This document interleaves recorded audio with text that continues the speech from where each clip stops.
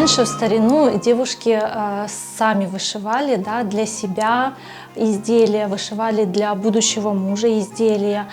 Я считаю, что сейчас в нашем современном мире девушки также должны к этому стремиться, да, чтобы каждая для себя сделала хоран хапы. Это мой самый первый хоран хапы, который я вышила для себя целенаправленно, чтобы внести его в новую семью. Я здесь изобразила, какую я хочу видеть в будущем свою семью.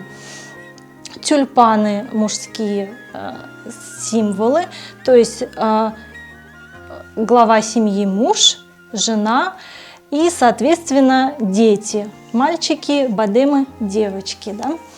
По краям я изобразила, это у нас треугольники, колючки, то есть как бы по бокам это защита.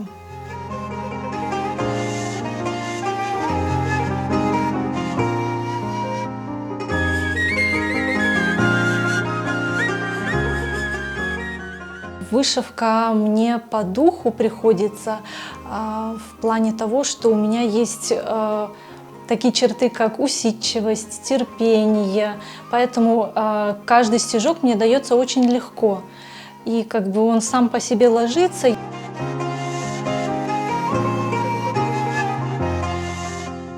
Хотела показать, насколько прекрасен крымско-татарский орнамент, насколько интересны элементы, узоры. Так как я придерживаюсь, как уже говорила, старинных орнаментов, то как бы хотела бы внести в современность.